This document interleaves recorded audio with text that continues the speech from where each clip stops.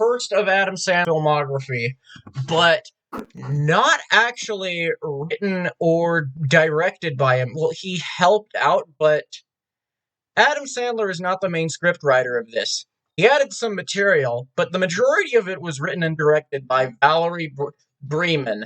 This movie is about an inspiring comedian who has no talent in the field, is called unfunny by everyone around him. Despite his obvious lack of comic ability, he somehow manages to have a successful career by the end. In other words, it's the most autobiographical movie a female comedy writer. I was saving that.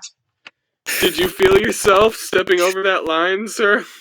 Yes, I totally did. And I said, fuck the police coming straight from the underground. There actually are quite a few funny women.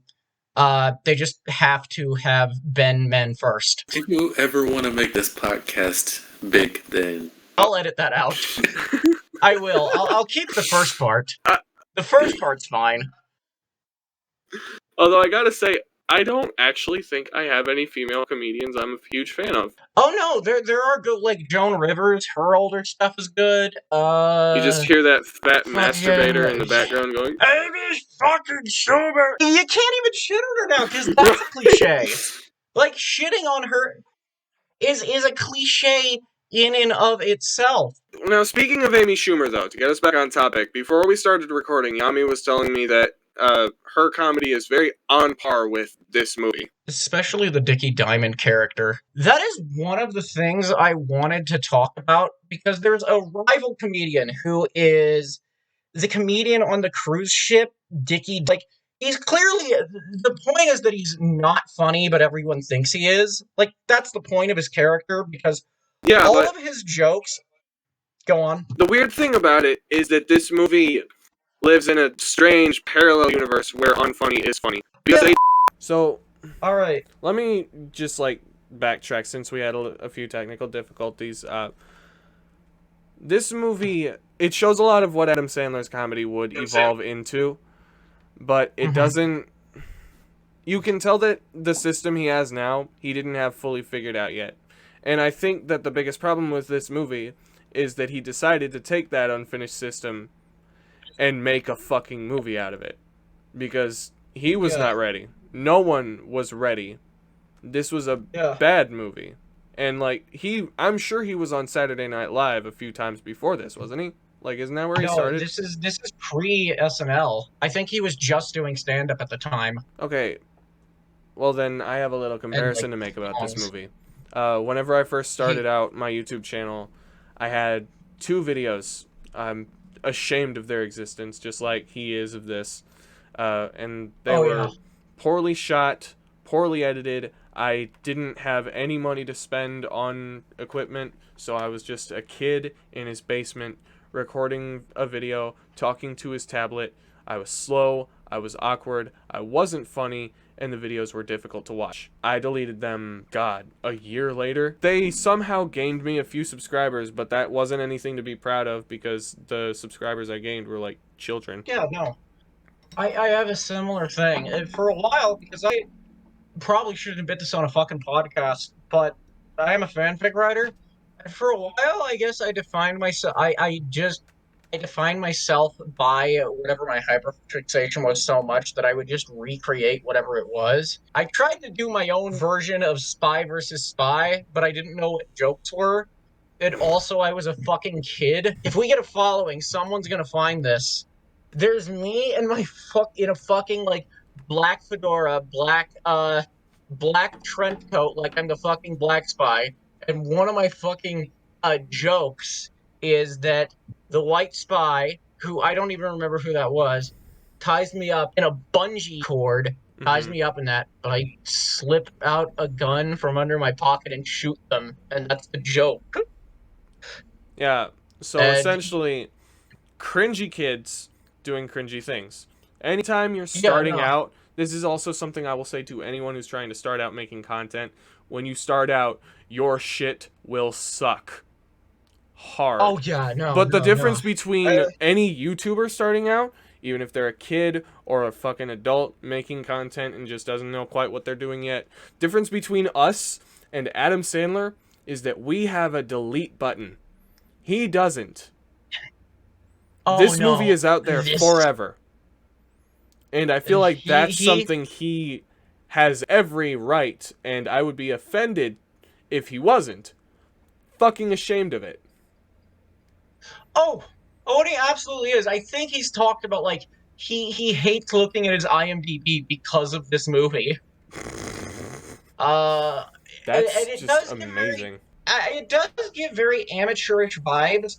And this is a bit of a weird comparison, but it gives me the vibes of both like a Channel Awesome special, and whenever a YouTuber gets a movie, like when Smosh got a movie, like, oh, it's a popular comedian, and now they've gotten this, they're gonna make a movie, but they've never made a movie before. They don't know how to make one, so everything comes off as really amateurish. And that's the vibe this gave me. It's kind of just a series of random vignettes, which I wouldn't mind if any of them were funny, but Yeah. most of them are fucking awful, and they go on for like a million years. They go on forever. At least each one of them is like a full minute at most. Yeah, At least. one thing I am really, really careful about whenever I'm crafting my videos, I don't even want to call it editing, it's fucking crafting because I have to be so meticulous about it, is making sure that jokes land. And the best way to do that is comedic timing. And I did not have a concept of comedic timing at first. That's something you develop. Mm-hmm. And when he made this movie, he did not have a concept of comedic timing, despite being a comedian. Oh, no. And that was fucking painful. Let's talk about how the movie started. How did this movie start? What was it? This dude in the Vietnam War or something? He was like a Spanish dictator. I think he was Spanish, Puerto Rican. I don't care. Does it even matter? Oh, yeah. Honestly. Because like we need to know what this movie's politics are like, because that's what I look for in an Adam Sandler movie, is good politics. Ah, yes. Then we're going to love Pixels. Oh, fuck yeah. I mean, Pixels is honestly pretty Marxist. But anyway, this one. So the dude, he's either a war general or a dictator. It doesn't matter. But he pops in a few VCRs, and it comes to the opening credits, which I didn't even realize that the dude in the beginning had relevance to the movie until halfway through. I didn't either. So it goes to the opening credits, which are just these fucking, like, stop motion animation, but very static, and it's just characters of Adam Sandler making funny faces. Well, quote unquote funny. There's nothing funny about it, but it wanted to be funny. Oh, no, yeah. Making faces and putting in the opening credits. And I like how whenever we watched it, you were talking about how, like, it implies that his stand-up routine was just reciting the opening credits. Yeah, everyone's in the audience like, dude, what the fuck are you talking about? Catering by Susan Jones, everybody! Yeah, I like Yeah, the he's idea just- that he just eventually, like, halfway through him reciting the credits, they're like, oh fuck, Adam's having a stroke! He just convulses on the floor. They're Meanwhile, he's directed by just Shitty shouting, McFuckfuck. Like, just so you guys know, this isn't a Weinstein production. Oh my god, he cummed in his pants. Oh, man, because this is such a good movie, and he was so happy to be in it. Yes. Happy. Oh, That's the yeah, he word. was Happy Gilmore, baby. Well, unfortunately, that's another It's 2 bad. movies out. Right now, we're stuck with the dumpster fire. But after the opening credits, I'm saying this from memory. I don't have a script written out, and I barely remember any of the movie, but I don't think that even really matters. After the opening credits, it cuts to a bunch of fucking Miss Americas or something, or like Miss whatever of a bunch of countries. I didn't realize they had relevance either. But then it goes to everyone fucking walking onto the boat, and Adam Sandler, for no reason, breaking the fourth wall and stating the fact that we made this movie because we don't have money and we're on a boat. This movie had no reason to break the fourth wall. So it's like on top of a bunch of ideas they had to make a movie, they threw them all together and none of them worked. Well, 2 things. One, the fourth wall in this is a narrative device. Adam is a fucking tour guide in this movie. It's the most grating shit in the world. Yeah, it really sucks being spoon-fed the plot in a movie this bad. It also doesn't help that it kind of breaks your immersion because this movie does not have enough going for it to Dude. make it feel like a real movie. So Adam guiding you through only makes it feel more fake. Yeah.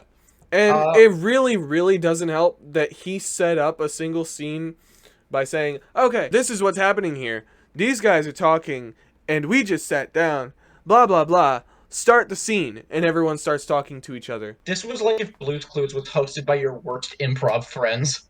No, this is like if Blue's Clues just sat in its mother's basement and masturbated all the time while smoking weed. Yeah, this is like if Blue's Clues was a NEET who posted like about how much he hates women on 4chan and came in jars.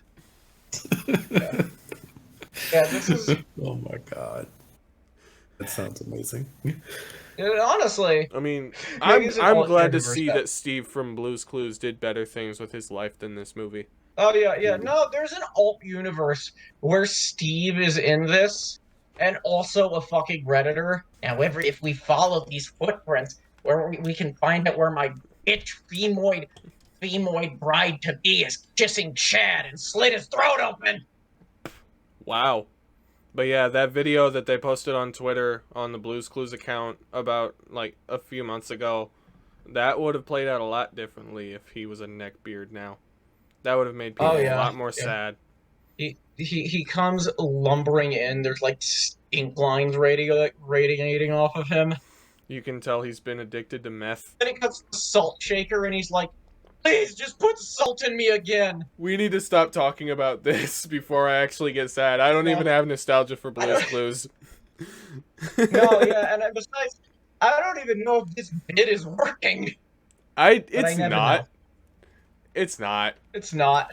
Just we'll probably like the actual movie. Yeah. Yeah. Except we're riffing off of each other. They had a script. They had a script? Yeah, man, that's how they got this movie made, is that Valerie Bremen went in and stripped and she got to deal with the studio.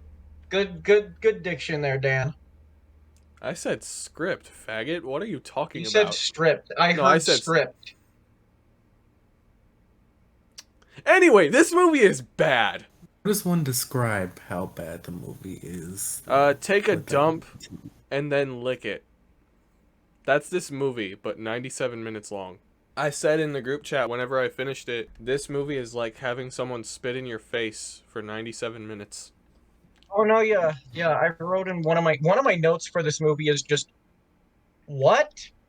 Because there are several scenes that describes, like every time they do a dream sequence. I didn't understand the point of those.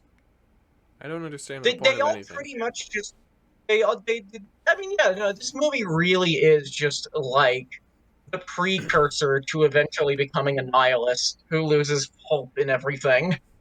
Yeah. But no, the weird thing about this, I was about to cover this before my audio cut out. Dickie Diamond is a character in this movie, and he's the rival comedian. And like every joke he makes is like it sounds like how a Filthy Frank fan in 2016 talked, where he's just like, "Oh man, I hope while I'm on this boat, nobody snuck into my home and raped my grandma to death." Like it's all just this pointlessly edgy shit, but everyone laughs at it, and that's kind of the point. Like everyone laughs at him, even though he's not funny. But the thing is that Adam Sandler's character is also not funny. Yeah. So it doesn't make any fucking sense. Yeah, and they could have done... Go ahead. That's something I really don't understand about this movie, is that they put it into a universe where unfunny equals funny. But since we're not in that universe, we don't have a concept of what this movie's going to consider funny. So since every joke is bad, quote-unquote, on purpose, and the audience laughs at one, and then just gives a deadpan stare at Adam Sandler, I'm just sitting there like, yeah. Okay, where do you guys draw the line? Yeah. Or is there a line that you guys draw? Or are you guys just being held at gunpoint behind that camera?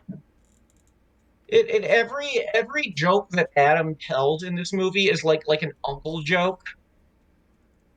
So like, it's... At the most, I exhaled through my nose twice. The weird thing is, though, I feel like this could have worked if you went in two directions. You could have made Dickie Diamond an actually good comedian and Adam sucks. That way, he has, the odds are stacked against him, and then he finds a way to overcome it. Make it Dickie Diamond a good comedian, but he's still a dick to Adam Sandler. Or Well, see, what you that could brings have. up the problem of then this would have felt like a movie.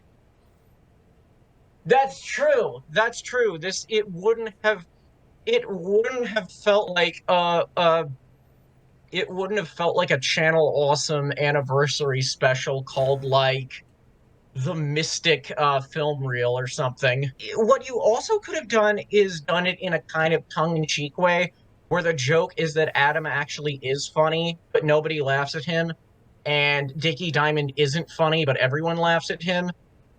Maybe not too original, but that would have at least been a joke that would have made sense and could have been funny to someone. Yeah, it's weird. Whenever I see a movie this terrible, I just think of, man, imagine if I got the rights to this franchise and remade it, Yeah, but the actually Going good. Overboard franchise. No, like, There's one. Yeah. just imagine, like, I've done this a lot, like, with a lot of movies that just completely flopped. Like, imagine remaking this movie, but watchable. The other thing they could have done is, because this movie sets it up like Dickie and Shecky, Adam Sandler's character, dumb fucking name. What they could have done is they could have really played on their rivalry as comedians, but they never do that because he spends half the movie locked in the fucking bathroom. If this were just a movie about like dueling comedians and one of them overcomes the other, then things would have actually happened in this movie and there would have been a sense of progression. And you could get some Actually, funny scenarios. that actually gives me a really good idea. I like to imagine in a remake of this movie where they actually give a fuck, the people act like people and not like actors being held at gunpoint behind a camera. The acting is convincing. Yeah. And it's about a dude who is a waiter on a cruise ship who wants to be a comedian. The dude behind the mic, who is the actual boat's comedian, is kind of a dick, but he's actually funny. Mhm. Shecky Yeah. knows that he's actually funny, or Shecky knows that he has the ability to be funny, and eventually, like, does his own stand-up on the boat, off of the stage, and then, they go into a little comedic rivalry, and by the end of it, they're a dual act. I think that would work really well. That could have been. You could honestly maybe make it about like they could do like a thing where both of them rub off on each other. One of them could like Dickie Diamond could learn to be a little bit less insensitive and like have his cold heart melt, and vice versa. Shecky could grow more of a backbone. And also You could do become funny. something. And also, Yeah. I think that you could do something with the getting locked in the bathroom scene, where it just kind of, like, forces them to be in a room together, to where, like, Oh yeah.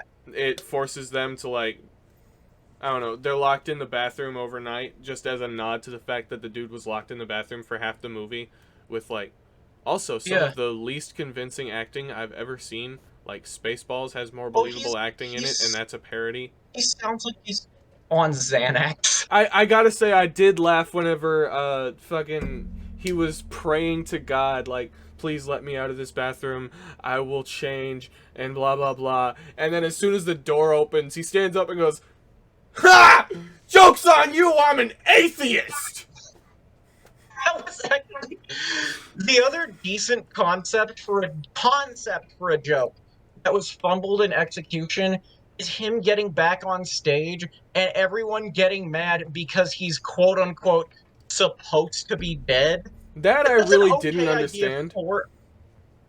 What? It really doesn't make sense that they went with that, because they kind of set it up for it to be the exact opposite. Because they had everyone mourning, and, like, they had that so over the top, unconvincing, and then, oh, okay, he's back now. Okay, now everyone can pretend that he's fucking hated and everything. Like, Yeah. Can this movie pick a side, please? Like, that's really, It could. really something that gets on my nerves, is that it wants to do everything. It's because it's so farcical that it does not give any of these characters any actual stakes, and nobody knows what these characters are supposed to be or what they're supposed to be doing at any given moment. Yeah, see, this movie tears itself between a bunch of different concepts because, on one hand, Adam Sandler's character is self-aware, but also, Adam Sandler's character is not funny in the slightest. Mm-hmm. It has every single joke be as unfunny as possible, and it does that on purpose, but it doesn't do anything about it. No. This is the first And movie I've ever seen that just is bad. oh yeah, there's so few redeeming qualities. Can we talk about that really random cameo with Milton Berle? I didn't even know who that was. He was a very popular comedian. I think I don't want to get this wrong. I believe around the 70s. The point is, he's actually got some talent. He was kind of just dragged into this. That's a shame. Well, maybe that's why I've never Yeah. heard of Milton Berle. I can't wait for us to get to Yeah. an actual good movie. Another thing that really bothered me about this movie was the random appearance of Poseidon. I thought that him struggling to get on the boat like that was kind of funny, but this movie's problem is that it has too much comic relief, no straight man. Not Oh one. no, everyone is zany. You've also got the weird rocker character who kind of looks like. I wrote that he looked like one of my dad's, your dad's bar friend if he went through a fucking Burning Man phase. And I'm so confused on why he's there. He has a song called "Slap Your Cat," which I guess is supposed to be funny because it's random. And that's a lot of this movie. A lot of this movie runs on random equals funny. This movie reminds me a lot of some memes that I saw like early to mid this year, where Oh, yeah. the whole joke behind them was that they weren't funny at all. And somehow even they did a better job at making me feel something than this movie did. Well, And I hated those memes. Oh well, that's like a lot of memes now. Everyone's on 17 layers of irony. Mhm. But at least usually those memes are rooted in mocking something. Like the Among Us meme, where everything looks like Among Us, or just saying Among Us or Sus or Well, Amogus. you That are one, gonna at the pluck a very nerve least- if you keep talking about that one. Okay, here's the At problem with least- Among Us memes. They came out of fucking nowhere. See, They came out of everyone talking about the game, and then Yeah. people got annoyed with it, so they started like Yeah, it, but it here's the became an thing. ironic thing. here's what happened from my perspective. Among Us was the game that we didn't want to be cringy. We just played it. It was just Yeah. Among Us. And we're like, hey, you want to play Among Us? All right, let's go have some good times as friends. And then all of a sudden, people start, like... It's like people wanted and expected it to be the next Minecraft and Fortnite so much that they made it that way by force. Because, like, Oh, you see yeah. a game that gets that popular, you're going to expect it to end up like that. But it didn't become that naturally. It happened because a few people started screeching about it because they didn't like that it was popular. I just fucked my keyboard a little bit, sorry. No, that's fine. And then eventually people making fun of how popular they didn't like that it was, that became a meme. And then just fucking... I think what really ruined Among Us memes for me was the fact that it was just a bunch of fucking children spamming it for no apparent reason. Like, I pinged everyone in a server I had once, and I said, hey, we're about to play Among Us. And then this fucking 13-year-old posted, like, 50 of the same GIF of just the fucking Among Us character twerking. Yeah. I am amazed that I didn't ban that kid right there. I should have. I wanted to kill someone right then. And from that day forward, like, Among Us memes were just completely ruined for me, and they kind of, like, trigger my fight or flight. But I even get it. those provoke a bigger reaction from me than going overboard. Because at least those memes invoke anger. This movie has me brick-faced the whole time. Oh, it's so boring. That's the other thing, is that because every scene is trying to be wacky and zany, but all of them have... The jokes are so empty, even in concept, that there's just nothing... You're just bored. Like, King Neptune showing up, the joke is just weird. It's weird that King Neptune is here, and that's the entire joke. That there's also the scene where the two henchmen, terrorists for the dictator, or whoever, start fighting over the map. And the joke is that I guess the joke is that they're arguing like children. You would think it's like, oh, there's a decent concept here, but poor execution. Yeah. But it's like there's so little substance to what the joke even is. Yeah. That, like... Something that really bothers me about this movie is that they have the jokes that they know they want to make, but they don't earn them. They don't take the time to make you give a fuck about the characters you're watching. And someone can make the argument, well, it's a parody movie. You're not supposed to actually care about the characters. Bitch, I need to enjoy something about this movie. Fucking Spaceballs had character arcs, man. Exactly! That's what I'm fucking saying. Like, this movie wanted to be Spaceballs on a boat, but it apparently didn't watch Spaceballs. There is, like, a hints at an arc when Shecky's friend Bob says, like, I don't like comedians. They're just these sad, pathetic little parasites that want your attention. They just want validation. And you'd think that there would be some kind of, like, emotional arc built off of that. Or that there would be some sort of divide in their friendship. It's something they say in movies a lot. You can't show a gun without using a gun later on in the movie. Oh my god, and this movie shows a lot of guns and maybe fires two of them. Weirdly enough, Poseidon is one of those guns. Yeah. King Neptune, I don't care. Except all of them fire blanks. I think we've talked enough about the plot. Let's talk about, like, individual scenes that we did or didn't like. There was one scene that actually made me chuckle, and that was whenever they were arguing about should he wear pink or green. That was it. Oh, that was an okay joke. Yeah, it was. It was an actually okay joke. The rest either left me just sitting here, or I exhaled slightly. The one scene that they didn't even try to give in-story justification to was when he just goes like, this has nothing to do with the movie, but here's some random shots of women in bikinis. And I'm not opposed to seeing that, but they didn't even try, like, to justify that this has no point and is just there to, like, it is just there to give you something to enjoy. Yeah, just imagine if the scene went differently.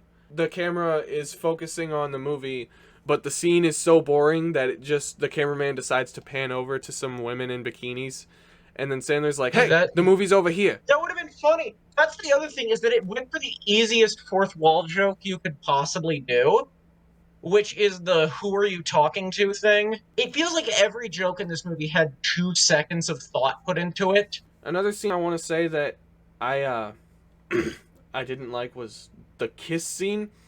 That was like a very visceral reaction that I had to that one. Wait, which one? With the ending or with, like, Croker? I hate that I remember his name. Croker, yeah. Fucking whenever the bitch went over to him and they just touched tongues for a few seconds. That lasted way longer than it should have. I heard way more noises than I should have.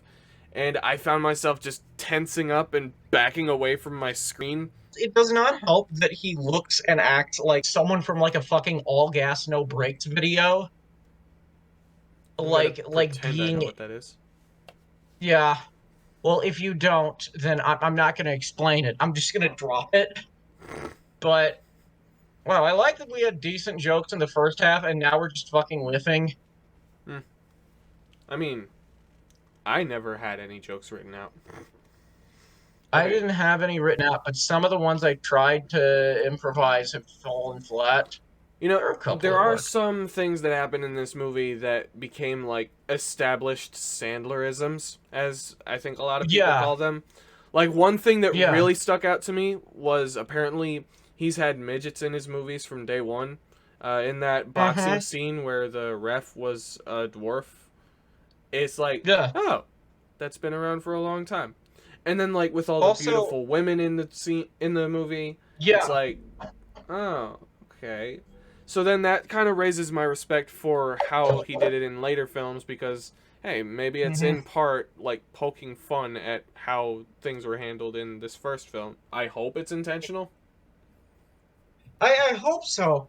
That's the other thing is that I mentioned that he only made certain contributions. It's interesting. I'm wondering how much of that was. You can definitely tell what was his with like the beautiful women saying, um, and the midgets. Because again, most of this movie was headlined by Valerie Bremen. Another thing that I can see taking form in his early stuff that you can see a lot of in his later stuff is the terrorists. Like just the way those characters acted, you can see them in later movies. You know, like I poking mean, through and like fucking the Ridiculous Six. That's one I'm really looking forward to. That had a really bad reception, but it's a very funny movie in my opinion.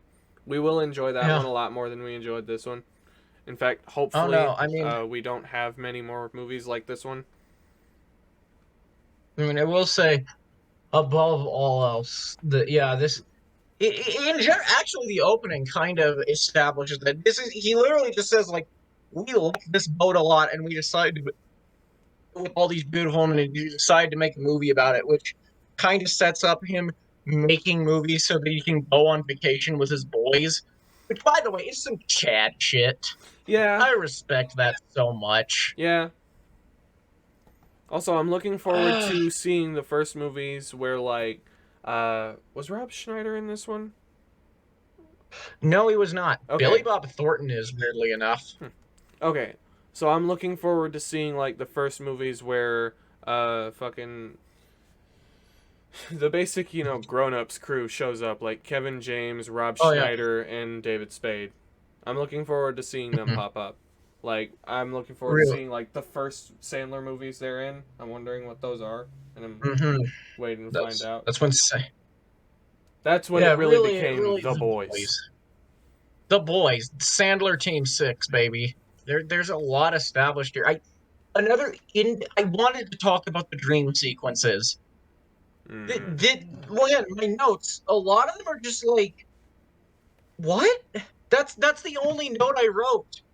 It doesn't. They thematically, they all enforce the same thing because all of them are just. Most of them are him being tormented by Shecky in some sort. Tormented by Dickie Diamond. Shecky being tormented by Dickie Diamond in some cartoonish scenario. Like there's the one where he's in the mental asylum and Shecky keeps insulting him and like puts an apple in his mouth and starts joking about like, where's William Tell when you need him? Mm-hmm. Or the boxing one where they have like an insult battle. I, That had so I, much potential. it So much potential. yeah. If there were some cleverly written insults, again, maybe I said all these jokes are bad in concept, but there are a few of them where it's like, if you guys put more than like 2 seconds of thought into them, you could write something decent out of it. That's a good way to sum up this movie. If there was more than 2 seconds of thought, this could have worked. Okay. Yeah. Speaking of not putting 2 seconds of thought in, can we talk about how terrible the acting was from Miss Australia? Oh Like my her god. specifically, I wanted them to shoot her. Oh yeah, I wanted her to fucking die. I wanted the terrorist to win. I was actually that scene from Dumb and Dumber, Jim Carrey basically just goes, "Okay, kill him." That's me. Yeah, Like that's that was gonna me get at my killed. screen the entire time. Another thing I didn't like about Miss Australia was the forced romance in the end. Oh my god, I wanted to touch that with his friend Bob. Yeah. It's like, okay, it's wrong on so many levels. Especially what really bugged me was that the movie was trying to hold your hand with how bad and forced it was, with how Adam Sandler himself was reacting to it and looking at the camera. But at the same time, throughout the entire fucking movie, he was making jokes that were just as bad. That is a big issue with this movie. This movie has a very forced sense of self-awareness. Self-awareness in general is 99% of the time, it's just annoying in media. There's like a couple times where it's cute and funny, but most of the time it just feels like you're covering your ass because you couldn't write something good. And that is definitely the case in this movie. It's like Modern Family Guy. Yeah, we know we're bad. That's it. Oh, That's no. the joke. Modern Family Guy does like every episode of Modern Family Guy has at least one fourth wall joke. You know what they love doing on Modern Family Guy? They love having Peter explain the joke before it happens. That actually led to a good meme. Hi, Peter Griffin here to explain the joke. I think that's a pretty solid meme myself. Like, yeah, fucking, oh my god, this one time, Ricky Berwick and Crip Daddy were like arguing on Twitter, and I replied, I said, "Hi, Peter Griffin here to explain the joke. See, it's funny because they're both crippled. That kind of stuff can work." Yeah, it's making fun of the idea of just explaining the joke. It's shitting on Modern Family Guy's writing. I've done that a few times to cover my own bad jokes, you know? I think we all have. Oh, yeah. The joystick is but indeed a metaphor for penis. That's how you take a bad joke and you move the punchline from it being a bad joke and move it to a self-deprecational thing where it's like, I can't believe I wrote that. And you make funny part that. Not the acknowledgement of a bad joke, some kind of background to the bad joke. And that's what this movie tried to do. Yeah, no. It definitely helps if there is a sense of... It's the fact that, like, he says it, but there's no sense of embarrassment. He's just kind of like... He's like, get a load of this shit. And it's like, okay, then do something about it, Sandler. It's your movie. Oh, yeah. That's the other thing, is that a lot of the fourth wall jokes, the joke is that he's breaking the fourth wall. There isn't a joke attached to it. That's my problem with, like, the first Deadpool movie, too, is so many of the jokes are just the fact that he is breaking the fourth wall. But at least Deadpool actually tried to do other jokes. Deadpool was a good movie. Yeah. Yeah. I thought up one joke, but I knew it would trigger you, so that made me want to say it more. It's the fourth wall breaks in this movie are written like a fanfic writer would write Deadpool. Oh, you fucker! You deep-cutting motherfucker! Yo, but I thought of a joke that I knew would piss people off too. I was like, yo, with these fourth wall breakings, Adam Sandler should play Deadpool. That'd be freaking epic. I want to see that. It's weird how much embarrassment I have for the culture surrounding, like, Deadpool and superheroes, despite the fact that I literally write fan fiction about them. Despite the fact that you eat, sleep, and shit that community? Oh, yeah, no.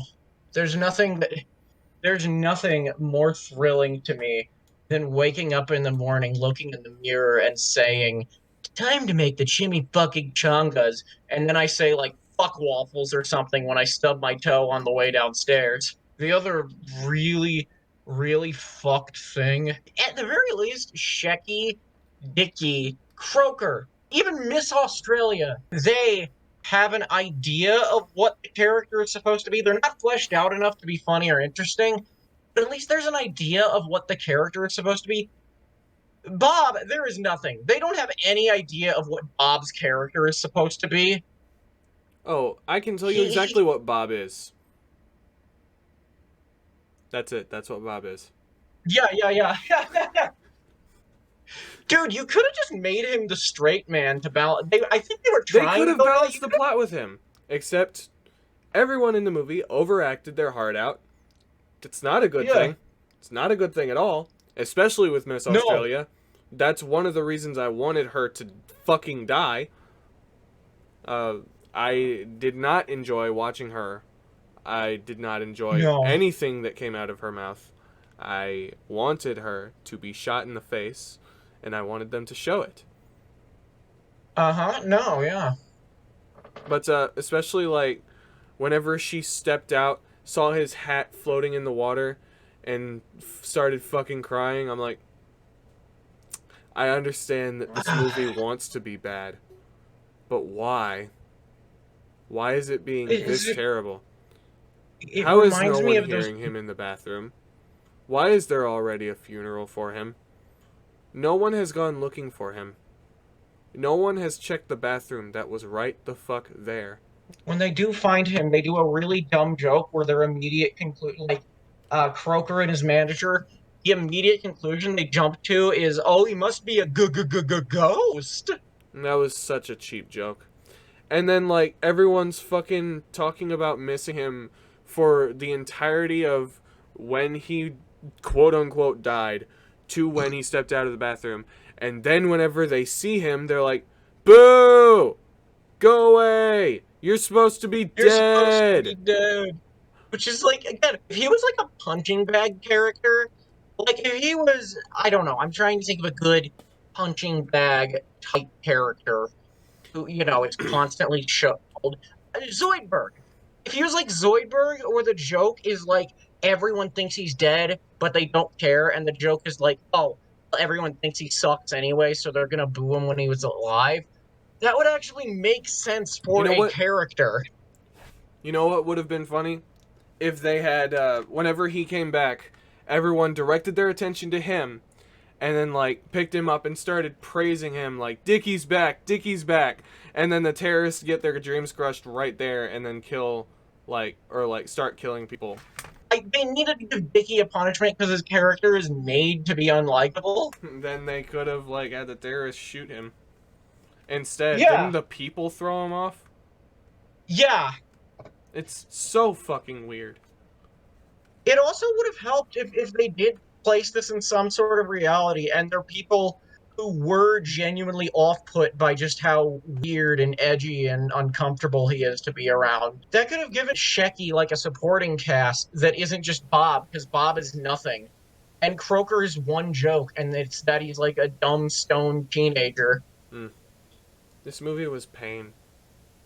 Yeah, and then no, I got confused with the dictator dude who sent the terrorists to kill Miss Australia, because I thought that in the beginning of the movie he popped in a tape and was watching that, and then it was showing a fucking live feed of the dudes on a CRT TV or whatever it's called. I was very confused. Also, you know what you could have done? You could have done a joke that it would have been kind of an easy joke. They've done this with Fourth Walls.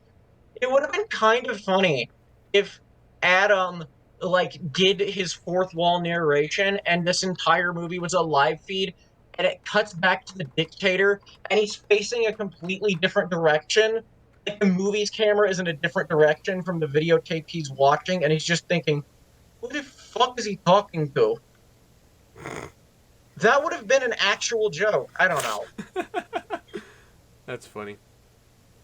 Also, one thing I just thought of that could have been funny if they tried it out, like, yeah, Sandler's breaking the fourth wall, making this tape, but then it shows the dictator, and it's like they're having a conversation, him and Adam. He's just behind the camera. No, like, the dude's sitting there. He's watching the TV. Yeah, he's watching the TV, and Sandler's giving his, like, average narration, and he's like, really? Really? Really? Oh my god! He's got, like, a bucket of popcorn next to him. It's just so fascinating. Right. And then, like, anything. Everyone else. Anything could have worked better. And then, like, everyone else on the boat is just looking at him, like, because he's just talking to a guy who's, like, in the bathroom. I think it's just like, sir, please get away from me.